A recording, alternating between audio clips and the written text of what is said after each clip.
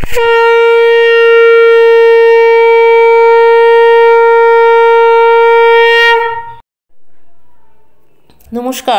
অমৃত সুরলহরীতে সবাইকে স্বাগত জানাই।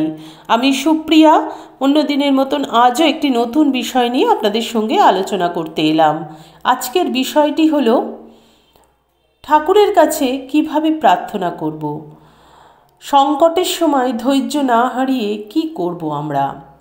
ঠাকুরের কাছে আমরা নানা কিছু চাই, কিন্তু প্রকৃত প্রার্থনা কি হওয়া উচিত? ঠাকুর শ্রীরামকৃষ্ণ জীবরূপ ধারণ করে কিভাবে প্রার্থনা করতে হয় দেখিয়ে গেলেন। যে নামেই ডাকো জানবে ভগবান এক। প্রাণ ভরে ডাকতে ডাকতেই মনের মলিনতা সব চলে যাবে। ছোট ছেলে যখন যন্ত্রণা পেয়ে চিৎকার করে ডাকে, মা তখন ছুটে আসেন। 1 মিনিটও দেরি করেন না। কাজেই ধৈর্য হারিও না। সময় হলে তিনি আসবেনই আসবেন। অসময় এলে কদর হবে না। খুব সত্যি কথা। যখন আমাদের দুঃখ কষ্টে সেই সময়টা হয়, যখন আমরা চিৎকার করে যন্ত্রণায় ঈশ্বরের কাছে প্রার্থনা করি, কাঁদি, তখন ঈশ্বর সাড়া দেবেন।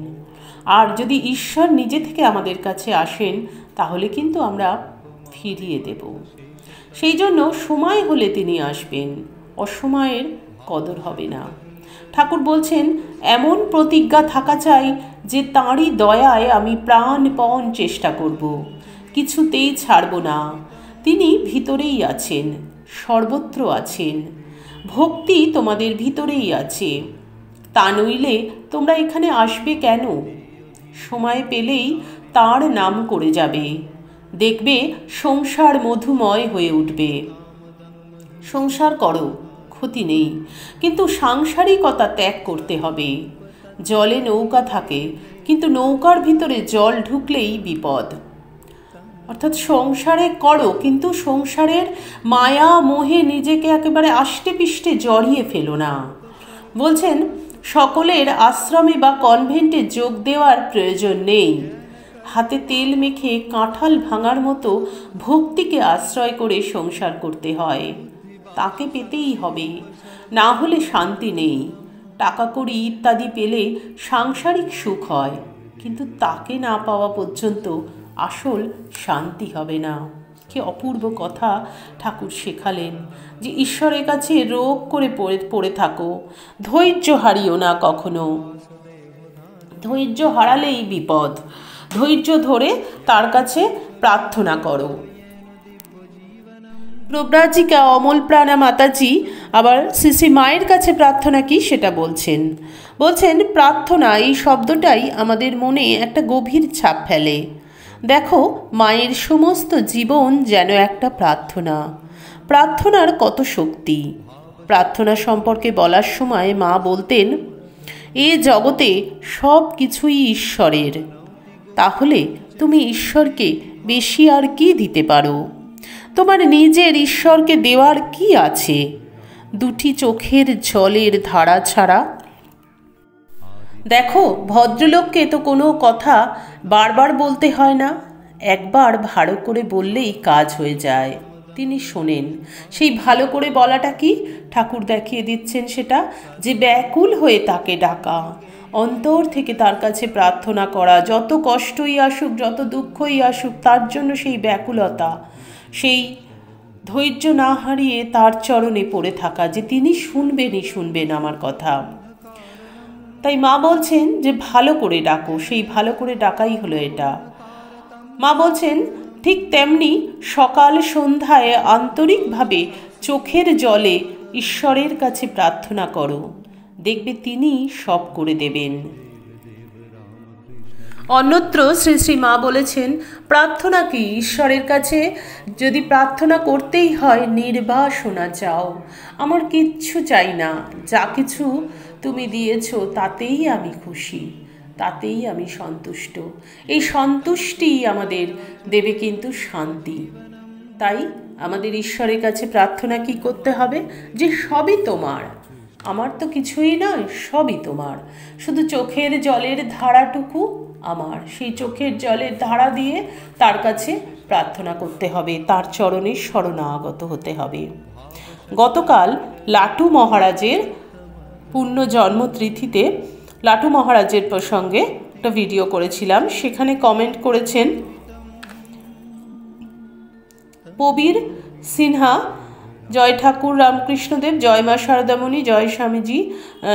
কমেন্ট করেছেন আপনার উপস্থাপনা খুব ভালো লাগলো। লাটু মহারাজকে কোটি কোটি প্রণাম জানাই। আপনি ভালো থাকুন, সুস্থ থাকুন, ঠাকুরের কাছে আমাদের সকলের প্রার্থনা। আপনাদের এই ভালোবাসা, এই আশীর্বাদ, এই প্রার্থনা আমার কাছে অনেকখানি, এবং সত্যি এটা আমার সৌভাগ্য যে আপনাদের কাছ থেকে এইভাবে আমি কমেন্ট পাই। এটাও ঠাকুর মায়ের করানো, তারাই আমাকে এই শক্তি দিচ্ছেন এবং আপনারাও আমাকে ভালোবাসছেন, সেও তাদেরই জন্য। পূর্ণিমা ধর কমেন্ট করেছেন অপূর্ব সুন্দর মহারাজের কথাগুলো শুনে ভীষণ আনন্দ লাগে। অপূর্ব সুন্দর কথাগুলো ভীষণ ভালো লাগলো। পূজনীয় মহারাজ শোনাচ্ছেন যে কিভাবে একটা সন্তানকে মানুষ করতে গেলে পিতামাতার কি কর্তব্য, পিতামাতাকে কি করতে হবে।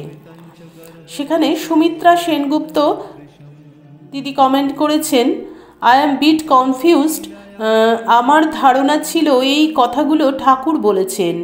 আই মে বি রং।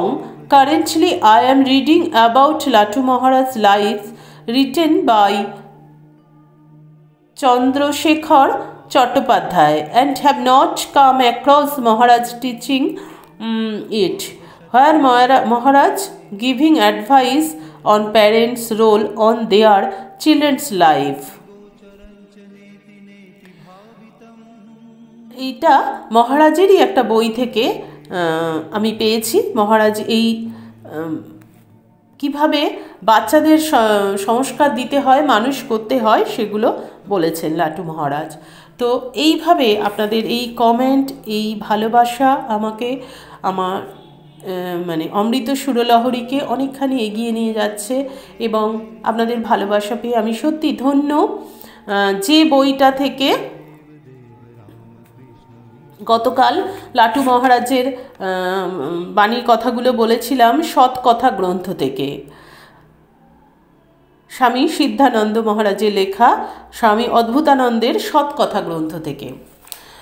তো আশা করি আজকের আলোচনাও আপনাদের সকলের খুব ভালো লাগলো। ভালো লাগলে প্রতিদিনের মতো লাইক, কমেন্ট, শেয়ার করবেন। যারা চ্যানেলটি সাবস্ক্রাইব করেছেন তাদেরকে অসংখ্য ধন্যবাদ। যারা চ্যানেলের নতুন বন্ধু তাদের কাছে অনুরোধ রইল চ্যানেলটি সাবস্ক্রাইব করে পাশের বেল আইকনটি ক্লিক করে রাখবেন। তাহলে আমি যখনই কোনো ভিডিও আপলোড করব আপনারা তার নোটিফিকেশান সবার আগে পেয়ে যাবেন। ঠাকুর মা স্বামীজির কৃপায় আপনারা সকলে খুব ভালো থাকুন, সুস্থ থাকুন, সকলের মঙ্গল হোক, সকলের ভালো হোক।